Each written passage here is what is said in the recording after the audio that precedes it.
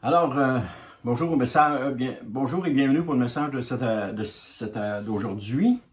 Alors, le titre du message, c'est Pourquoi Dieu est-il si différent dans l'Ancien Testament et le Nouveau Testament? Alors, le passage de référence qu'on va voir aujourd'hui, c'est dans 1 Jean, chapitre 4, le verset 16, qui nous dit « Et nous avons connu l'amour que Dieu nous porte, et nous y avons cru.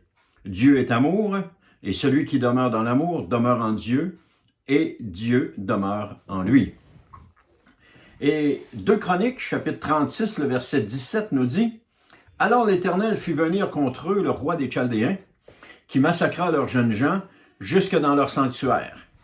Il n'épargna personne, jeune homme, jeune fille, vieillard, personne âgée. Dieu lui livra tout. » On voit deux dieux différents. Deux comportements de Dieu qui semblent en apparence différents.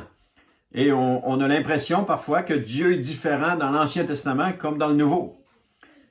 Alors, c'est ce qu'on va voir aujourd'hui. À première vue, il apparaît que Dieu est vraiment beaucoup changé entre les deux testaments. Mais est-ce le cas réellement? Est-ce que Dieu a réellement changé?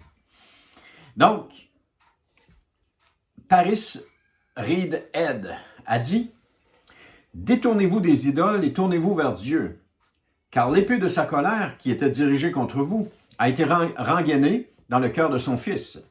Les flèches de sa colère, qui avaient été dirigées vers vous, furent lâchées sur le Seigneur Jésus-Christ, parce qu'il est mort pour vous et que vous avez été pardonnés. » Encore une fois, on voit la colère de Dieu qui était à notre égard, mais qui a été dirigé sur Christ. Mais bref, on va définir ça un petit peu plus tard. Alors, la question que nous nous posons tous à un moment donné est pourquoi Dieu est-il si différent dans les deux testaments? Mais en réalité, est-il si différent? C'est ce que nous allons voir aujourd'hui. Parce qu'au cœur de cette question, on retrouve une incohérence fondamentale quant à ce que l'Ancien Testament et le Nouveau Testament nous révèlent de la nature de Dieu. Et cette incohérence s'exprime souvent comme ceci. Le Dieu de l'Ancien Testament est un Dieu de colère, tandis que celui du Nouveau Testament est un Dieu d'amour. Donc on a une certaine incohérence. Mais soyez rassurés, pour les puristes, il n'y a pas d'incohérence dans la Bible. C'est seulement l'apparence d'incohérence. La deuxième chose, c'est pour cela, nous devons savoir que dans la Bible, Dieu se révèle... Alors, le Dieu de l'Ancien Testament est un Dieu de colère, tandis que celui du Nouveau Testament est un Dieu d'amour. Mais pour ça, on doit savoir que dans la Bible, Dieu se révèle à nous progressivement. Que ce soit à travers l'histoire ou dans sa relation avec des hommes de toutes les époques. Dieu s'est révélé de façon progressive.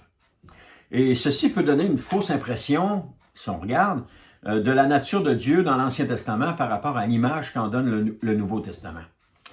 Mais si on lit les deux testaments, on comprend que Dieu ne change pas d'un testament à l'autre. D'ailleurs, il n'y a pas de changement en lui. Il ne change pas, il n'y a pas l'ombre d'une variation.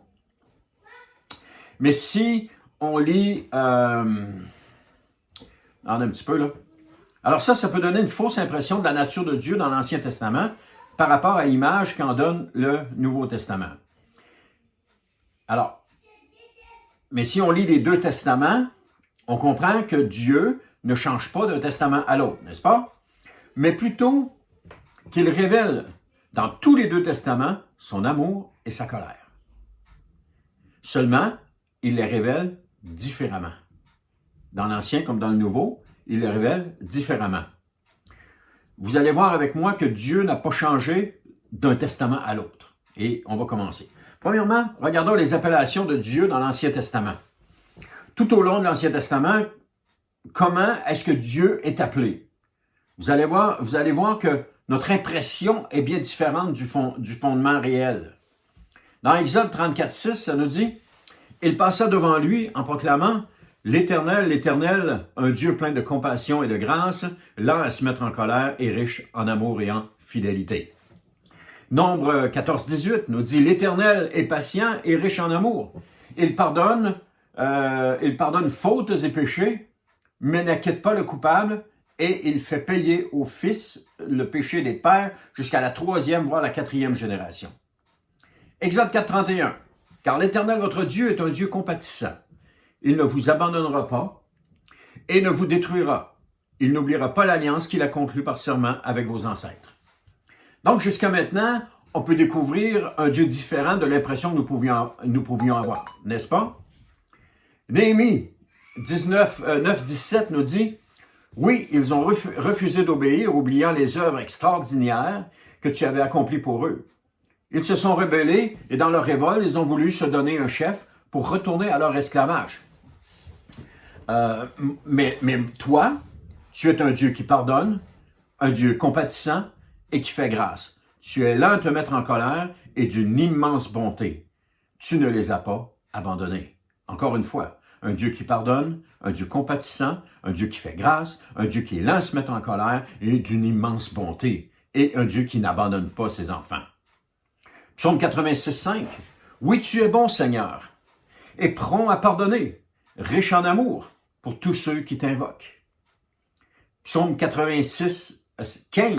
« Mais toi, Seigneur, tu es plein de tendresse, qui nous fait grâce et qui est lent à la colère, qui est riche en amour et en fidélité. » Alors, c'est stupéfiant de voir cela, parce que c'est tellement différent de l'impression qu'on peut avoir. On a l'impression que, quand on regarde ça, Dieu est un Dieu méchant, vindicatif, et puis qui est prêt à frapper tous ceux qui vont désobéir, puis qui est pas patient, puis etc.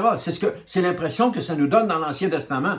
Alors que dans le Nouveau Testament, on a un Dieu, on a un Dieu qui est rempli d'amour. C'est comme l'impression qu'on a d'un père et d'un grand-père. Un père avec ses enfants n'a pas le même comportement qu'un grand-père avec ses petits-enfants. Donc, on n'a pas la même chose. Pourtant, la personne, c'est la même personne. Mais il y a comme une différence. Mais la même personne, elle n'a pas changé à partir du moment où elle a eu à partir du moment où les enfants ont grandi et qu'ils ont eu des enfants.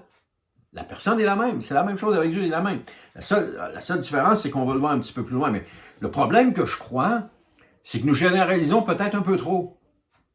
Je crois que nous ne nous donnons pas la peine de chercher le contraire de l'impression que nous avons, ou encore de demander s'il n'y aurait pas quelque chose qu'on n'a pas compris, ou qu'on n'a pas vu, ou qu'on n'a pas considéré.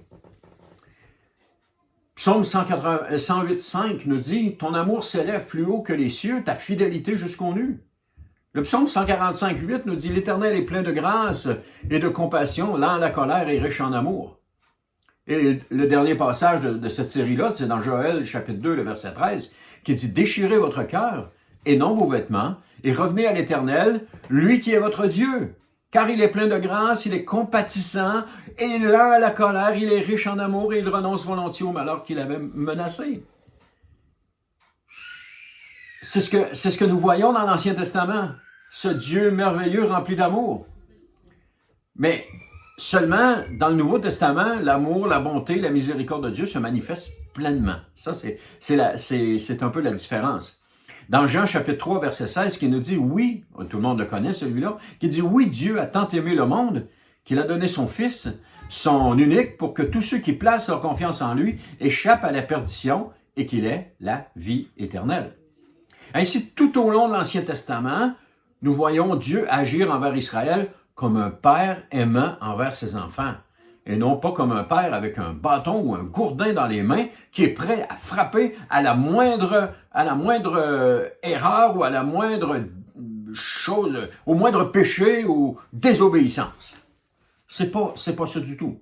Ça, c'est ce que la religion nous a enseigné, ou la religion nous a fait à croire.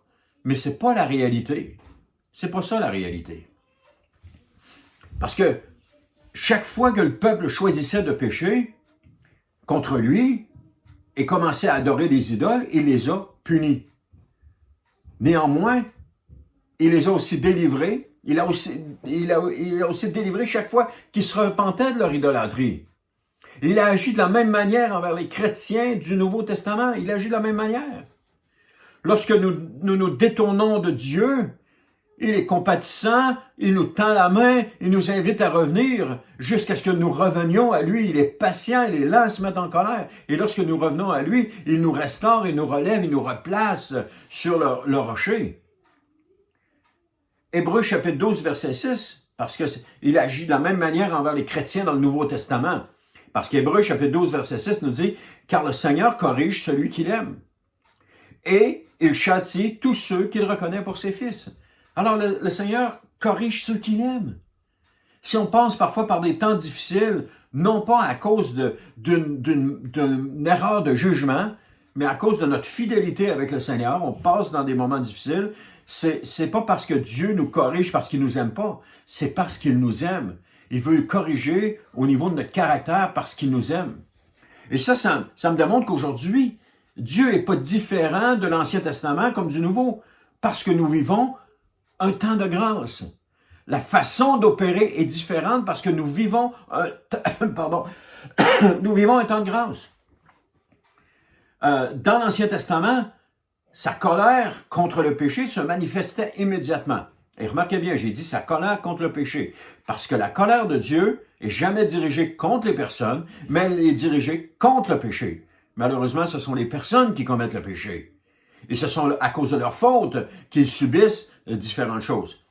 Mais aujourd'hui, dans le Nouveau Testament, à cause de Jésus, à cause que nous vivons dans un temps de grâce, la colère de Dieu ne se manifeste pas maintenant. Elle ne se manifeste pas de façon instantanée ou directement dans le Nouveau Testament, comme on a vu le premier passage, où est-ce que Dieu a envoyé les Chaldéens pour passer tout le monde par l'épée. Parce que sinon, vous et moi, on ne serait plus là. On méritait la mort.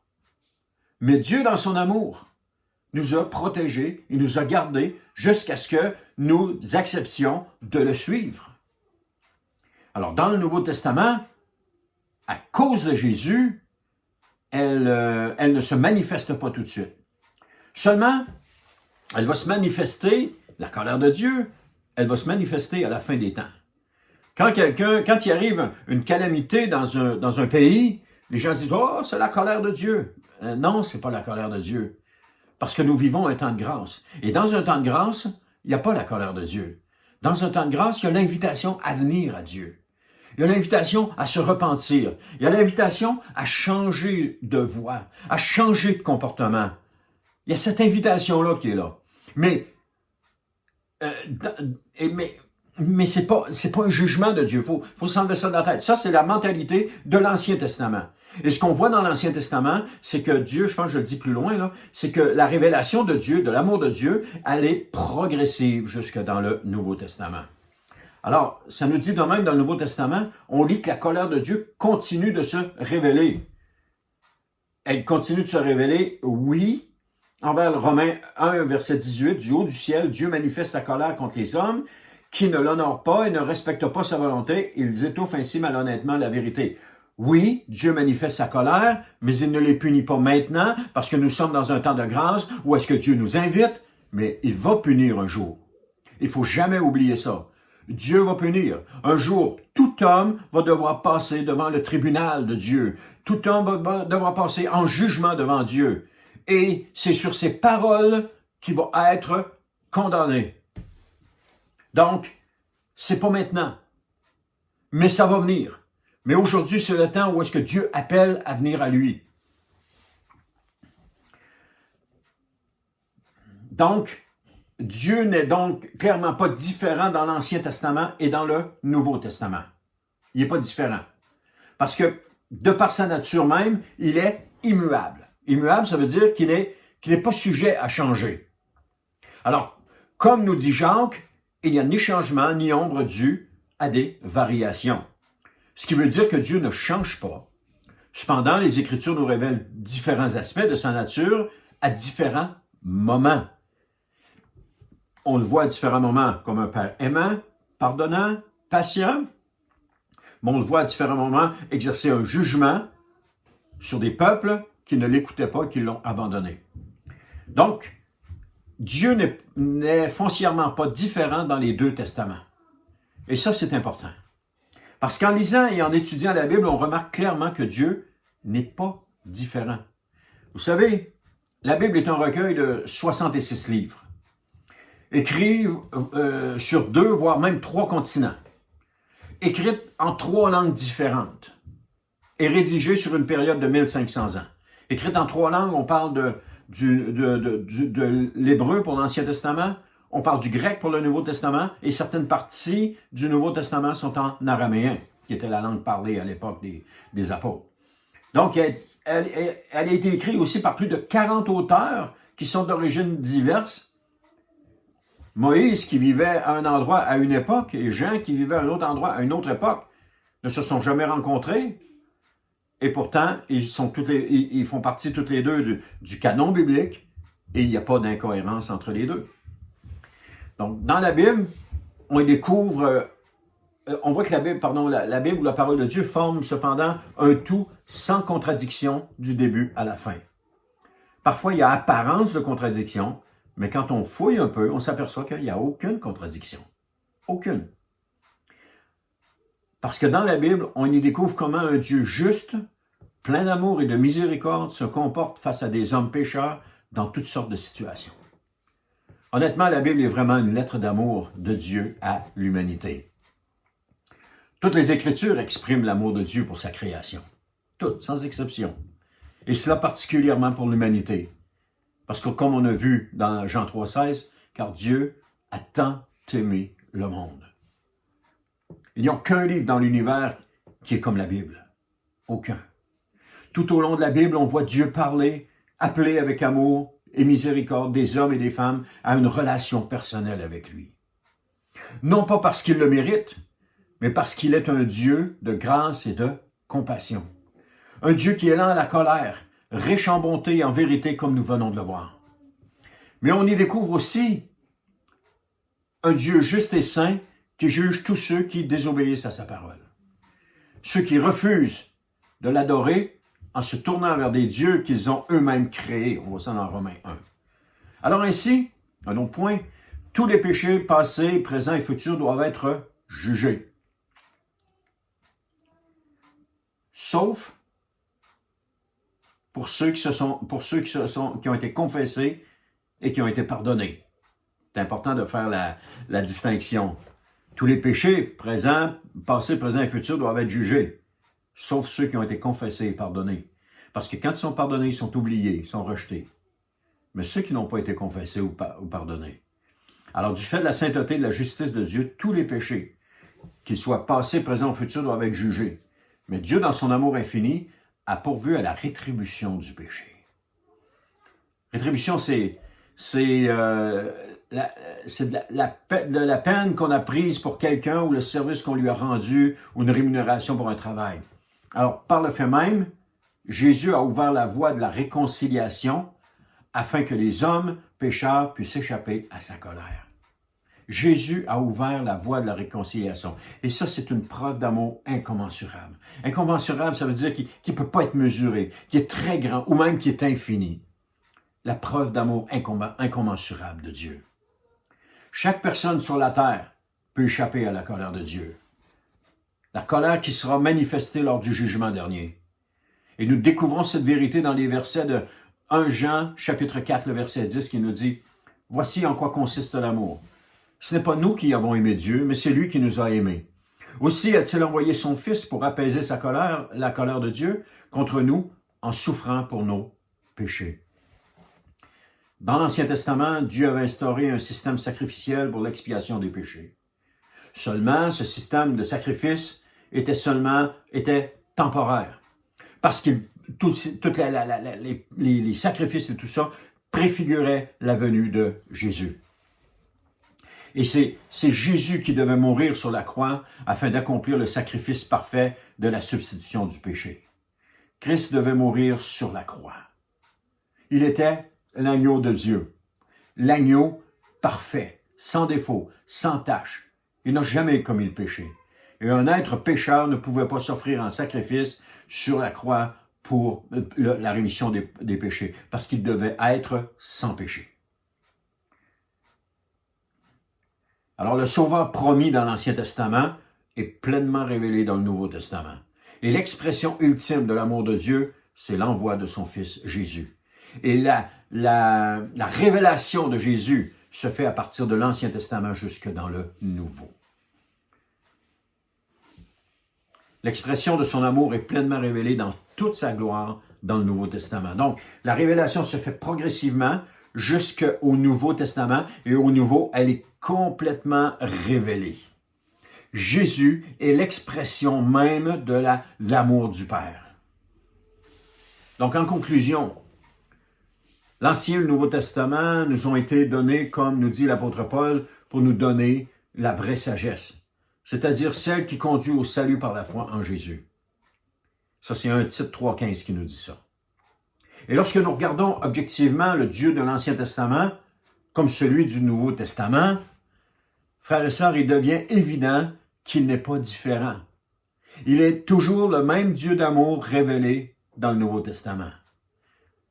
Et dans le Nouveau Testament comme dans l'Ancien, il ne laissera pas le péché impuni. Et c'est important de toujours confesser son péché, de demander pardon lorsque nous avons commis une faute, afin que ce péché soit effacé. Parce qu'il y a des livres au ciel où tout ce que nous avons fait est écrit. Maintenant, un péché pardonné est un péché effacé de ce livre-là. Il ne peut pas nous être reproché. Parce que Jésus a payé le prix à la croix pour que nous soyons pardonnés. Et lorsque nous confessons nos péchés, il est juste et saint pour nous les pardonner. Vous savez, Dieu n'a pas changé. Il est toujours le même, nous disent les Écritures.